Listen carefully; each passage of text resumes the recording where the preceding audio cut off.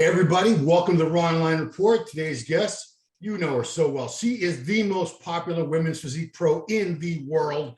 25 years old. She's competed in the Olympia 7 times already. My goodness gracious. Please welcome Natalia Abraham Coelho. Hey Natalia, how are you? Hey Ron, hey everybody. Yeah, appreciate you getting a little glammed up for it, you know.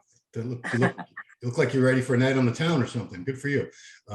So I guess the biggest news is you recently went to Brazil, the place where you were born and raised before you moved to the US, and competed there for the very first time ever and won the first women's physique contest ever held in Brazil at the Muscle Contest Brazil in Rio. Is all that correct? Yes, that is right. Yeah. So when did you find out that this contest was going to happen? And did you immediately say, I'm in? No, so I went to the NPC annual workshop in Las Vegas in the beginning of the year. That was like January 29th. Yeah. And Tarek was there and he told me about, he's like, we need to bring all the categories to Brazil. We need to make the sport grow there. And we're going to have for the very first time, Women's Physique Pro in Brazil. And, why not go there and do it? And I was like, when is that? And he's like, June. Ooh.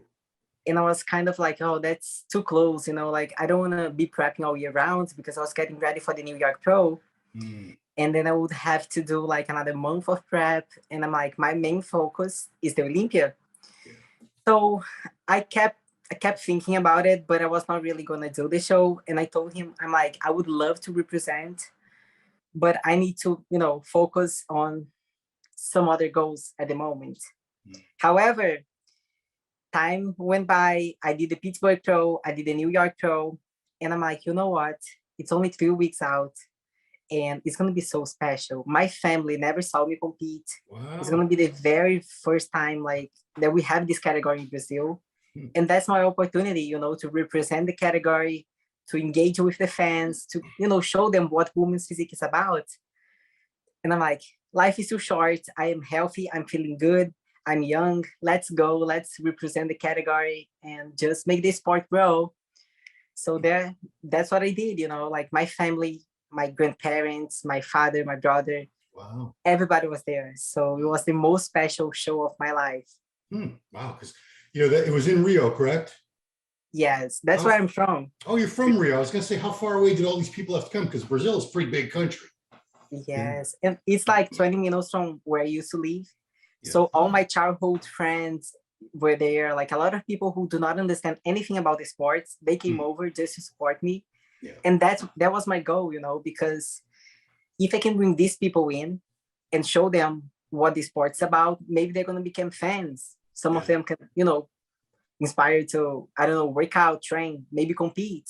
Even my father, the weekend after, I stayed there for like 2 weeks. Oh, wow. The week after, my father texts me. He's like, I'm doing some cardio. I'm like, what?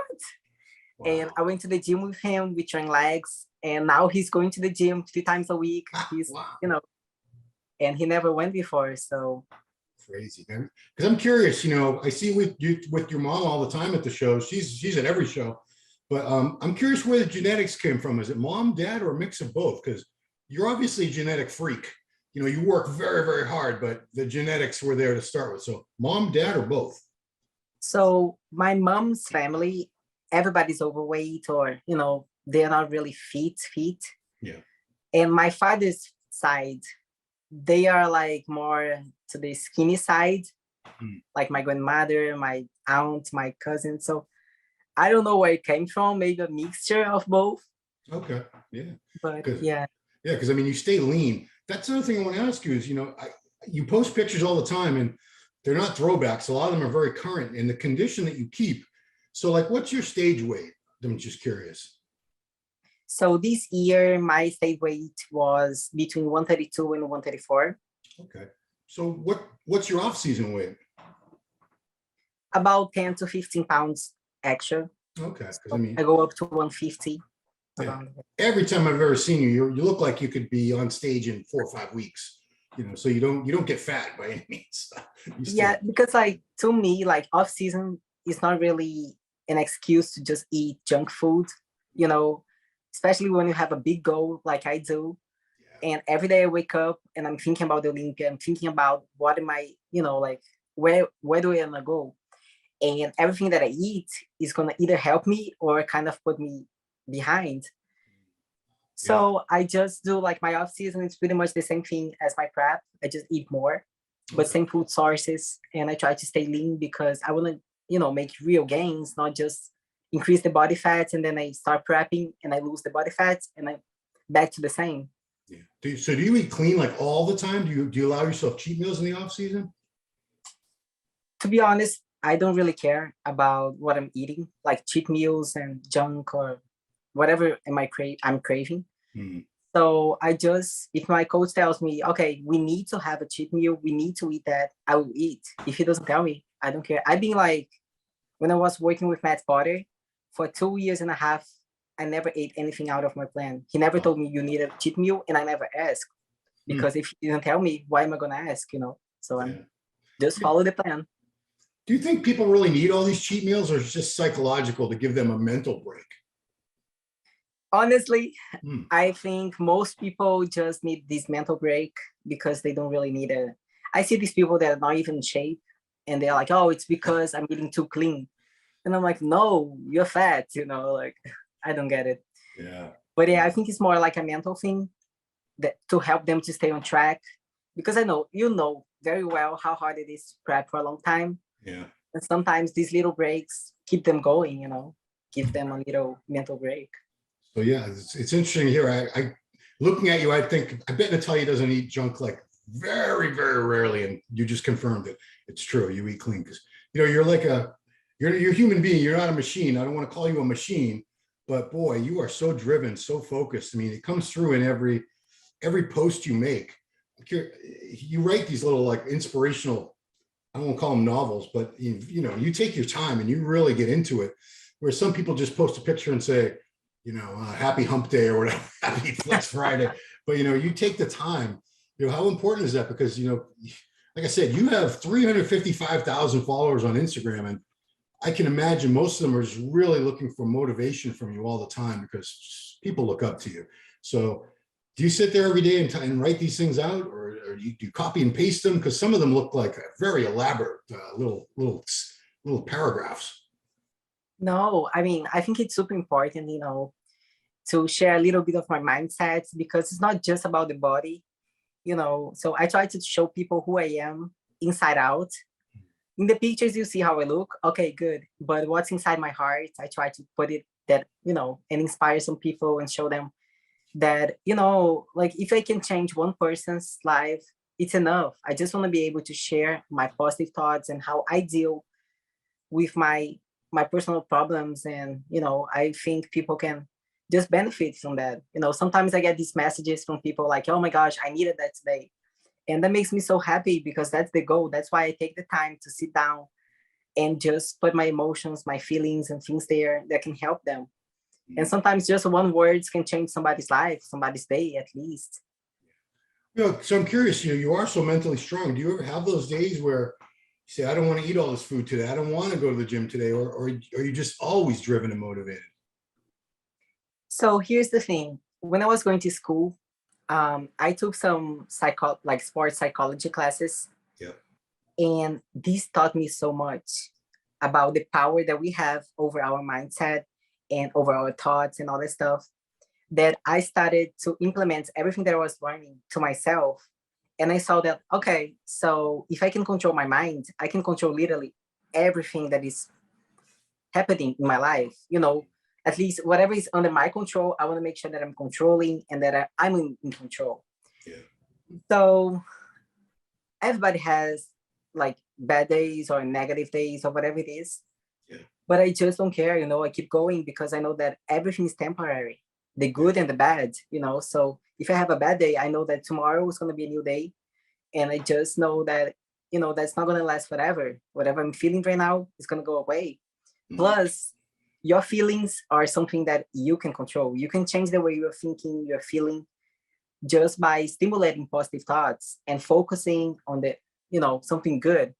And that's what I do when I'm feeling like I'm starting to get down. I just change it, I switch. But I never had one day that I wake up and I'm like, I don't want to eat all the food. I don't want to do the cardio. I don't want to go to the gym. Yeah. Honestly, I don't have that because I want to be a Miss Olympia. And if that's what it takes, I'm going to, do whatever it takes. Yeah. So I know it's part of the process. And some people are like, well, but we are humans and we are these. And I'm like, that's excuse. If you want to do something, if you're driven, if you're passionate about it, you don't care. You keep going, you do whatever is needed. Yeah, I have to say, I saw you, you just took second to Olympia last fall, and I saw you at the banquet with your mom.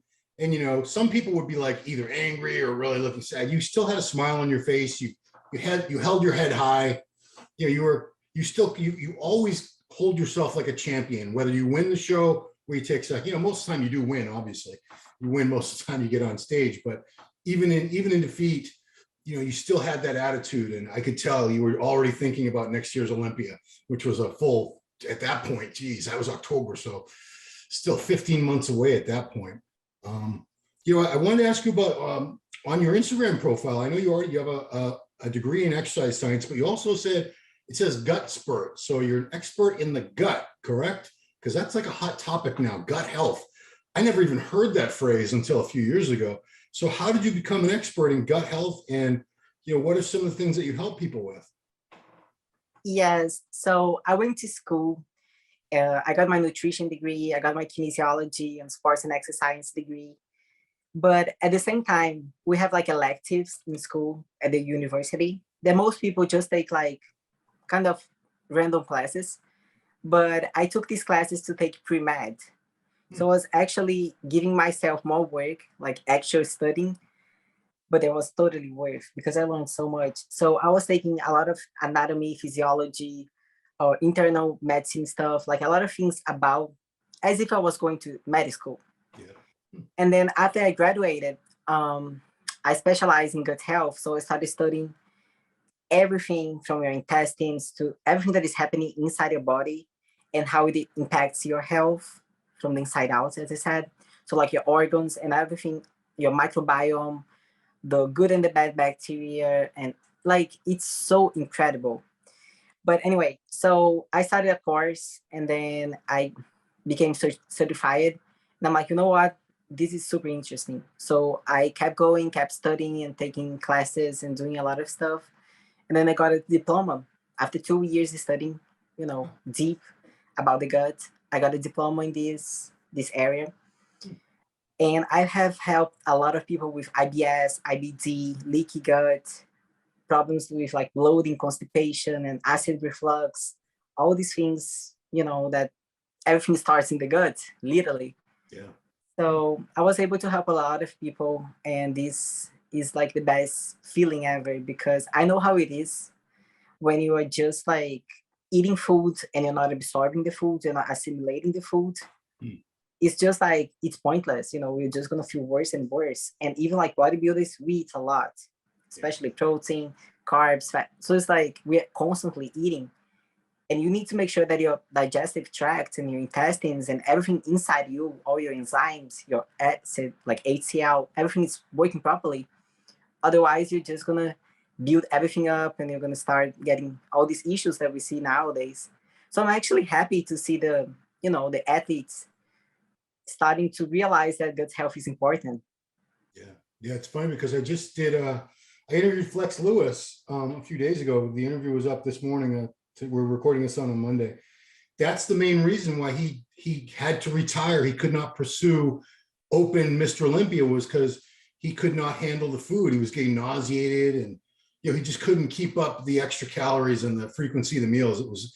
He was miserable all the time. And I just wonder how many other bodybuilders out there are struggling with that. And if there's a way to help them, because the food is so important. We talk about the training and supplements and all that, but without all that good food every day, you're never going to reach your potential. So I'm just curious, what are some things when you work with bodybuilders and they have these issues, you don't have to give away all the secrets, but what are some of the main things that you work with? Is it, probiotics, enzymes?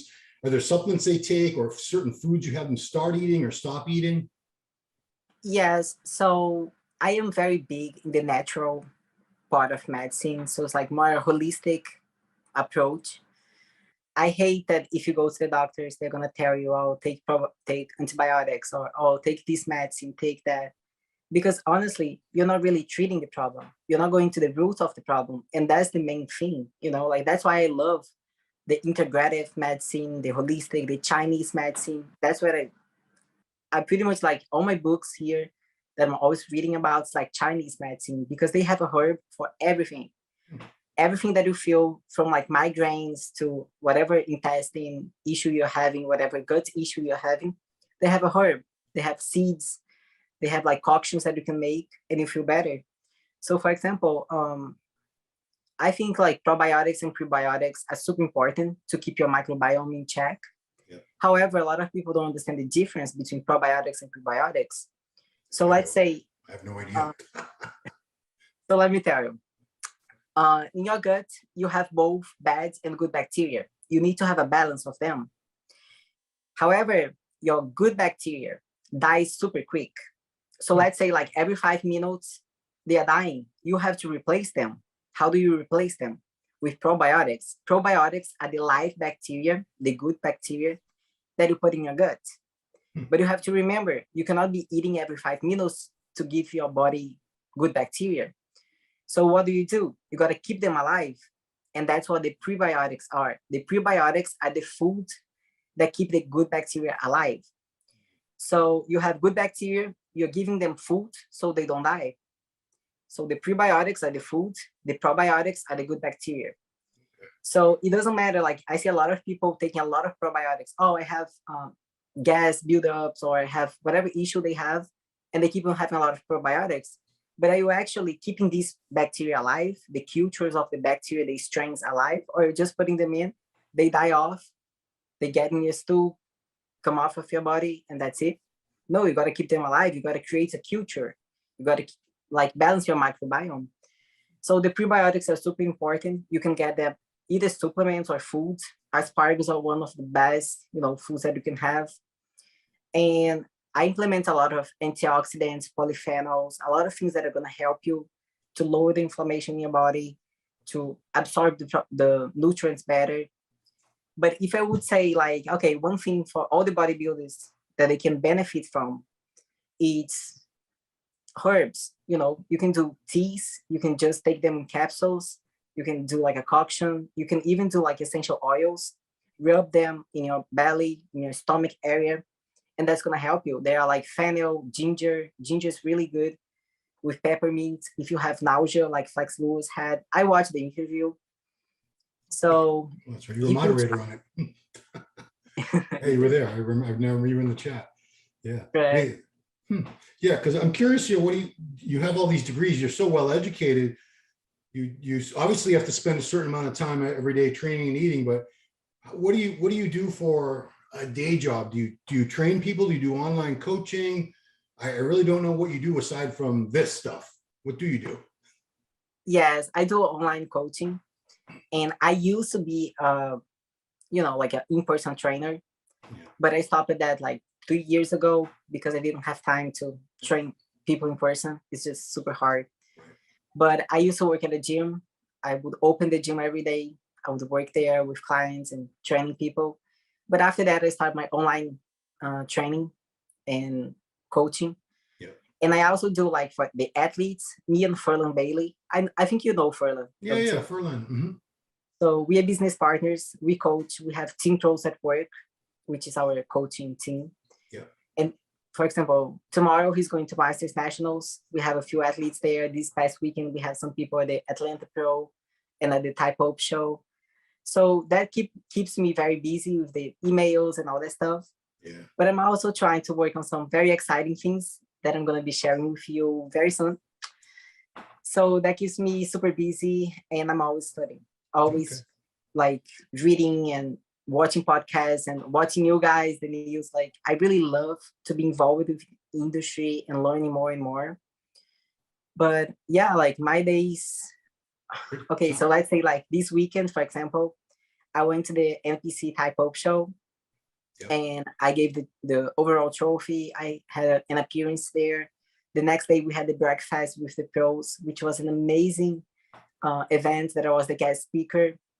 So I try to keep like involved with the NPC and IFBB, traveling a lot to represent, you know, the women's physique category, our sports.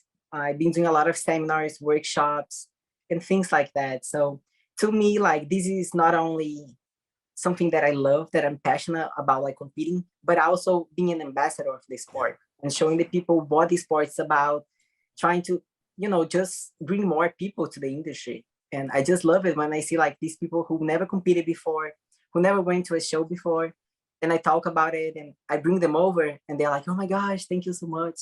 And in 2 years, I see them like doing super well. Wow. And then out of a sudden they are pros and they're at the Olympic stage with me. I'm like, that's incredible. And people tell me like, wow, for example, in Brazil, I had this girl, she sent me a message. She's like, well, I'm going to be competing. Can you help me with my posing? I'm like, of course. So we met, we posed together and people are like, are you crazy? She's going to be competing against you. I'm like, on stage, that's like on the judge's hands, but out of the stage, you know, we are on this sport together. We're supposed to help each other. We're supposed to make the sport more exciting. So I really don't mind doing that. And I love it. Yeah. You know, there's been an argument. It came up mostly with Big Ramy because he wasn't posting much. He wasn't doing any kind of appearances outside of that area, the Middle East.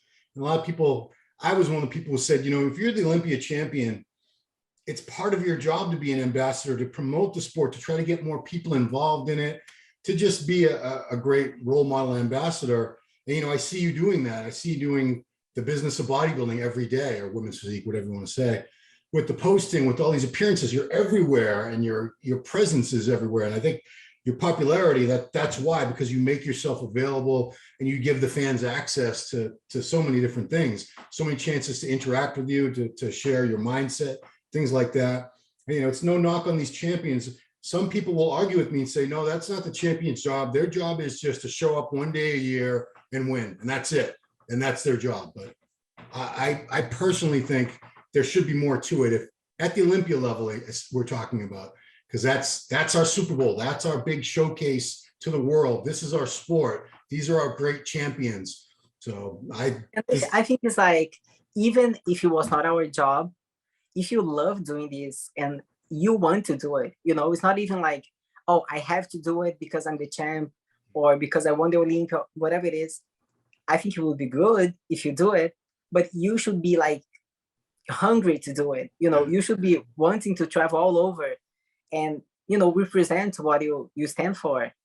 You're the champ, you know, like, I agree with you. I don't know what the case with Big Ramy is, because I know he had his issues, his problems, and he's been doing well in the Middle East. Maybe not so much in the US, but I know he's been, you know, on TV programs and doing a lot of stuff there. Yeah. But yeah, I mean, we're greedy Americans, and, you know, because you've been here so long, we have this idea that the world revolves around America. And if you don't come to America, it doesn't count.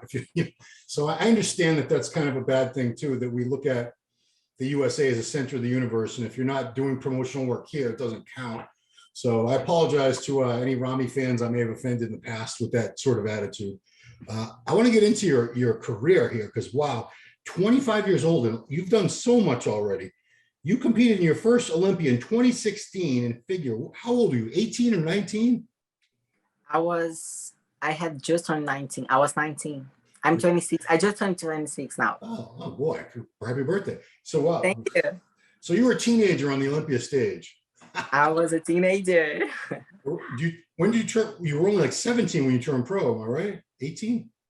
No, I turned pro at 19 and I was at the Olympia the same year. Oh, okay. Wow. That was like crazy to be qualified right away. And yeah, and people don't. A lot of people who follow you now may not realize you started off in figure. And I remember seeing you in figure and thinking, and Giles and I were both like, she should just do women's physique. Look at the legs, look at the delts. I mean, it's too much for figure. And, you know, you were doing pretty well in figure. You won some shows, you placed very highly, but I said, she's young and her body wants to grow. Giles agreed with me. And I said, I bet you would do really well in physique. And well, sure enough, 2 years later, after that, you were second at the Olympia to Shanique. 2020, you won the Arnold. You've won the Arnold twice. You've been second to Olympia again in 20, just recently, obviously. New York Pro Champ, Pittsburgh Pro, Muscular. How many pro wins altogether now? Figure in Physique. Do you know? Do you have them all tallied in your head? I have a list of all the shows, the placements, the places, the dates, everything. Like I have everything there.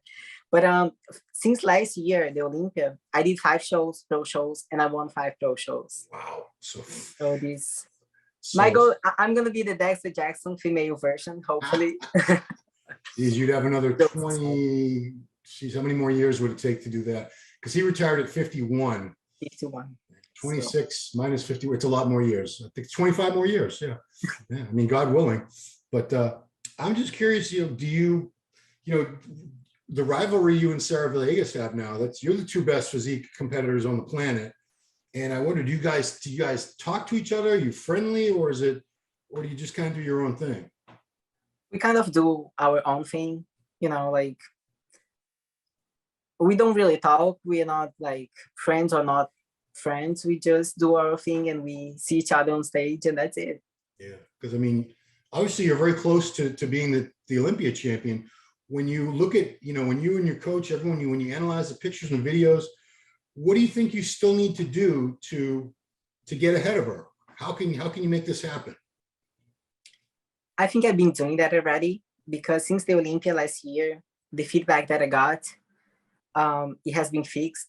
Like whatever they wanted to see, I brought it to Pittsburgh Pro. I talked to Sandy, to Steve, to the judges, and they said, yes, Natalia, you're on the right track. Just keep doing that, because that's what we want to see. So my quads were fuller. I brought a little bit like more balanced physique. My outer quads especially were like bigger than last time. And that's what I've been focused on. I don't know. I feel like I am super close. It's going to be a matter of who brings the best package at show day. Yeah. And I'm going to do my very best to be the one. It's going to be a battle. I mean, I love seeing the really close battles between 2 people who are so good that you could almost flip a coin, and you wouldn't be wrong, because you're both worthy of being the champion. And last year that's how I felt watching you and Sarah next to each other. Like, you both look phenomenal. I mean, I know you and I don't know Sarah, so I'm a little biased towards wanting you to win. I'm sure she's a fantastic person. I just don't know her that well, but it could have gone. I thought it could have gone either way. I don't think she blew you away. I don't think you were robbed or anything. You guys were just very, very close, and there can't be any ties in bodybuilding or physique or whatever. You have to pick a winner. And that's why I was just like you said, like after the show, you saw me and you're like, why is she not upset or something? Yeah. I think we need to understand that sometimes we win, sometimes we don't. It's hard when you keep getting second and you keep getting like so close. But honestly, I love to fight. And as I love this sport so much, it doesn't bring me down. It just tells me like, okay, Natalia, keep going. You're almost there. You're going to get there. And if you don't believe that you're going to achieve it, you're never going to get there. So I just keep telling myself, and I have like this vision in my mind that I wake up every single day, every time I'm training, like I close my eyes. And that's something that if you notice, all of the videos, like training videos, is just something that since I was 15, every time I'm training, I have to close my eyes. It's something like it just closes, and I'm envisioning myself where I want to go. What am I doing? I'm thinking about the muscle fibers contracting, thinking about the blood flow getting to my muscles. I'm thinking about what's going on there. Between sets, I'm stretching. I'm, like my muscle connection all the time. Mm-hmm. So I think it's like the mindset is something that is going to set you apart and sets me apart at least. So getting the second place, it was like you said, I was fighting there. I was the whole time saying, let's go, let's do it, So this year is going to be even more exciting. We're going back to Vegas. It's going to be in December. Yeah. So I'm just going to keep fighting. Let's see what's going to happen. Yeah, I mean, I'm excited about going back to Vegas. You must be too, because, Orlando's cool. It's fine. It's a family town. Vegas is like, that's big shows and big concerts. And it's just it seems like a more fitting home for the Olympia with the extravaganza that the Olympia is. I love the Olympia here. I hope they can keep going back and forth. That would be perfect, especially because I'm biased. I live here in Orlando. Oh, there you go. It was a 10-minute drive, 20-minute drive? Yeah, not even like 15 minutes. It was perfect. Wow. But it's still like, I just like the environment here, and everybody like brought their families, they went to Disney World and they're just like having fun afterwards. Vegas is not really like a family environment, but still it's Vegas. Yeah. So there's so much to do there. I think both places are great. And with the new venue and everything that they are working on, that's gonna be something huge. People Yes. better get ready. Zappos Theater, who'd they build that for? Celine Dion or something? Or I can't remember. No, it was Britney Spears. Didn't they build that for her originally? She was there for a couple of years as she had a residency, I think. Yeah. Now that you bring up Orlando, I'm curious because you're so busy. I don't think you have a lot of free time, spare time, but have you been to all the parks? Because man, it's not just Disney. You got Universal, you got MGM, you got the Disney Animal Kingdom. There's so many things around there. SeaWorld. Have you been to all those? And my mom works at Disney. Oh, So I kind of get the passes. But no, I've been there, but I don't really go often. Maybe just like special holidays or something like that, like Christmas, or to see the shows and stuff. is it because you can't bring your food in? Is that why you don't go? They changed the policy. Most of the parks you can bring the food, but the Animal Kingdom, because of the animals, they think you're gonna feed the animals. So I'm sure somebody bodybuilders, would. right? Bodybuilders out there, if you're going to Animal Kingdom, keep that in mind. You cannot bring food and drink inside, but the other parks you can. So that's good. Oh, okay, that's good news. I mean, that's one reason I don't like to go to parks because you can't bring your food and then you got to buy these like $20 chicken tenders or something. It's crappy. I know. Even the waters, they have these little bottles of waters. It's like, I don't even know, like 200 milliliter. I don't know, it's super small, like 4 ounces, and it's like $8. I'm like, I need to drink like 10 of those at least. For sure, yeah. I mean, goodness, yeah. Theme parks and bodybuilding is a bad combination. But what else did I want to ask you? Yeah, so you have this is we're talking in the middle of July now, so we have almost 6 months left to go. Is this when are you going to start actually prepping for Olympia, and are you in an quote unquote off season mode now? Yes, I'm off season now, like off season kind of. Yeah. But since I came back from Brazil, I've been focusing and I knew like, okay, enough shows. I talked to Tarek and Tamer in Brazil. They gave me super, super good feedback. I was super happy. The judges in Brazil told me so many good things as well. But they said, Natalia, it's time for you to step back and focus at the big O, because you don't want to, keep competing. At some point, your muscles are not going to look the same. Your receptors are not going to look the same. Your body's not going to respond as good as it is right now. So I took the advice. I talked to my coach. My coach said the same thing. He didn't even want me to do the Brazil show, but he understood that it was super important for me, special because of my family, my friends, everybody there. Yeah. So I went there, did the show, but I knew when I came back it would be Olympia focused and 100% in. So I think my prep is going to start around 14, 15 weeks out. Okay. Yeah. But honestly, my body responds super quick. And because I eat clean all year round, my body fat doesn't go up too much. So I'm pretty sure like in 10 weeks, 8 weeks, I could get ready. Oh yeah. I mean, I said 4 or 5 weeks. I was probably going a little too far that way, but yeah, that makes sense. If someone that stays lean like you do, I wish more people would do that, because so many people that I see prepping for contests, they lose muscle, they don't get in shape in time because they just get too fat in the off season. I wish they would take your example. Yeah, I mean, I wish too would be much easier for them and healthier, because it's not so good for you to keep, going up and down, up and down. I understand that, for example, some people, they need to put more muscle, more mass on because of, they're not, for example, in the beginning, I think I went up like 25 pounds. I think that was like my heaviest in off season, but because I was very skinny and just a teenager trying to build muscle, once I got the foundation, I'm like, I don't need to go that high anymore. So I'm just going to add slowly, see how my body's responding, keep tracking my body fat and how the muscles are looking. Because you get to a point where you're eating so much that you're not even insulin sensitive anymore. You're just eating and the food is just sitting there. You get like lethargic, you're just tired, even though you just ate a good meal, it's still like no energy, so you got to keep that in mind, that sometimes you're just not absorbing the nutrients properly. And it's more I like when people do like these little cycles, carb cycles, throwing in some like fasting day or some low carb days to make sure your insulin is still working properly. You're still producing insulin and releasing it when you're supposed to be. But everybody's different. So, but tell me, how did you do in your days after a show? Would you just like blow up and eat a lot, or would you take it easy? My record was I competed on a Sunday at 202 pounds one time, and by Thursday I was 230 pounds. So 28 pounds in 5 days. That's my record. It was bad, very bad. My ankles swole up, my face swole up. I'm sure my blood pressure was through the roof. Yeah, because that reverse dieting that people talk about now, I never did that. I ate like a pig for days. It's embarrassing, but yeah. Did you end up in the hospital, or did you just? I probably should have gone to the hospital, but I didn't. Yeah, I'm sure I had the blood pressure was because I could feel the head. My head felt like it was going to pop. Couldn't bend my toe over to tie my shoes.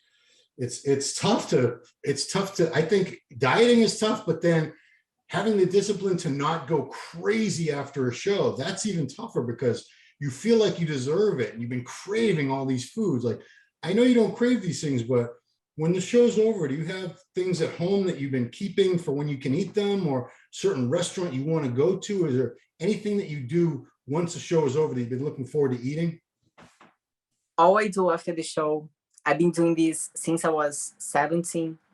It's to get 2 big dry baked potatoes and lean filet. That's what I do, like a steak. And it's still like the filet has no sauce, no sauces, nothing in it, just very plain, very dry. And my baked potatoes, I don't even put salt in there. I just eat them. That's a diet meal right there. That's your meal after a show. That's what you have every time. Yes. Wow. No ice cream, no dessert, nothing.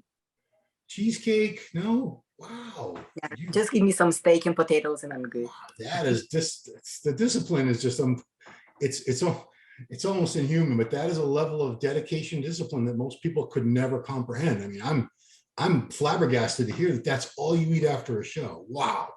Yeah. I mean, you go to these banquets after the show, they got everything, and you don't even try it. Oh boy, good for you. Well, you're trying to be the best in the world at what you do. I understand. It's not, you don't take that lightly, obviously. You take it very, very seriously.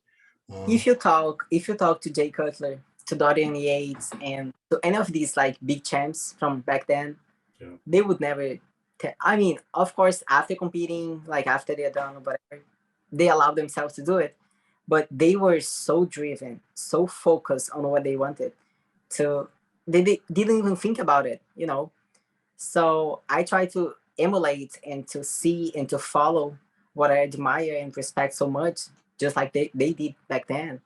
So when I watch all these DVDs and, these videos and everything that they talk about their mindsets and how they think, how they do it, they're like, we are different. And that's why we are achieving what we are achieving. So I don't mind being different. I don't mind people saying that I'm crazy, I'm neurotic, or, I put everything, like, why don't you eat? Why don't you do that? It's not that I'm sick or whatever. It's just that I have a goal. People have to respect that. They have to understand that I'm not going to stop. If it's working for me, if I'm feeling good and I'm having results, I'm going to keep doing what I'm doing, no matter what, until I reach my goals. And from there on, we're going to see what to do. But I am just like laser focused, Well, I remember Dorian saying in one of our interviews years ago, the whole time he was competing, he never had one drop of alcohol. And I'd probably bet some money I could say the same about you. Do you ever drink? Do you ever have like one drink? You serious? No way. I knew it. Wow. No smoking, no drinking. God bless you. Clean. Whew. Wow. I mean, the only thing that I drink other than water, yeah, is whey protein. For real. I haven't had anything. Oh, maybe coconut water. I had that once, but. Oh, Crystal Light. You ever tried that? Delicious. Too many artificial sweeteners. Yeah. I meant to ask you about that when you talk about the gut health, because Flex Lewis said he thinks a lot of those fruity flavors messed up his gut. Yeah, we drink a lot of artificial sweeteners in the USA. And in bodybuilders, everything, our pre-workouts are this or that. Are all these sweeteners really bad for us in the amounts that we consume them in? Yes, and that's one of the things that I tell everybody when they're getting supplements. Make sure you read the label. Like, I'm getting my supplements now from GNU, which is a new brand, and everything is natural, like no added flavors and all that stuff, because these can really mess you up if you stop to think about it. You take pre-workouts, intra-workouts, post-workout, and then you take whey protein, and then you do the crystallites, and if you add that up, it's a lot. And then you don't realize why you're getting acid reflux, why you're burping all day, why you're not digesting food, why you're having cramps or whatever it is. So little things like that make a difference. It really makes. So, and sometimes, just like you asked me, like, what can we take to make your gut healthier? Yeah. Sometimes not even about taking something, but just like taking out something off your diet, like the artificial sweeteners. You don't need to put a lot of like supplements and herbs and stuff. Sometimes just cut something out and you're gonna feel better. Yeah. So now I'm thinking about half the supplements I take. They have like 4 different flavors going at once. So like strawberry, kiwi, mango, coconut, that's just one thing. I can imagine all the artificial sweeteners going through my system. It's horrifying. Anyway. And like, just do a test, like do 1 week without taking that stuff.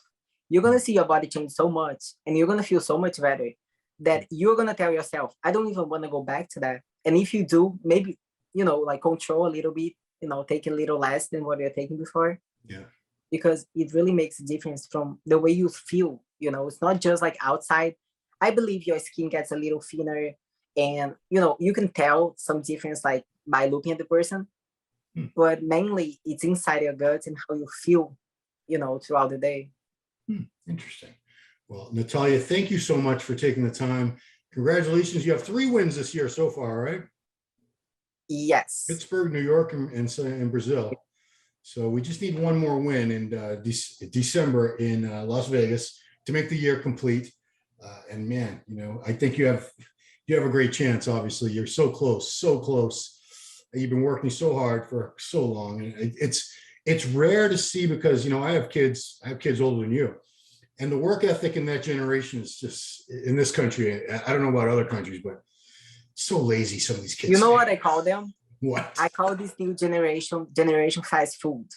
Because they want everything right now, like go in and out, results right now, But it's real. People have to understand that it takes time, consistency, patience, and that's not something that the new generation really have. But hopefully I'm going to be able to show them that we can do it and that we can change that, because I'm young, and that's what I tell people, like, that's what I'm here for. I'm here to show the new generation, because all these great bodybuilders, one day are not going to be here anymore, and the sport's going to be in our hands. So I need to show them, I need to represent, I need to keep the sport growing. And I feel like it's my obligation, it's my job to do that, even though it's not. But being an athlete and an ambassador and someone who loves the sport, who watches like Joe Weider as he was like the king, I feel like inside myself that it is my job, So hopefully we're going to keep doing that together. We're going to keep the sport growing. And what you do with MD and all the reviews, all the reports, all the shows coverages, oh my gosh, that's like amazing, That's one of the best things that I thank you guys all the time. Well, thank you. Because people from all over the world are able to stay involved in the industry and know the news and know what's going on because of what you guys do. So Thank you, guys. Well, thank you. And thank you for straightening out these kids, Natalia. They need help, please. So keep working on that. They definitely need a lot of help. And they're not going to listen to me, too old. They'll listen to you because you're one of them. So yeah, that's it, man. Guys, follow her on Instagram, IFBB Pro Natalia Coelho.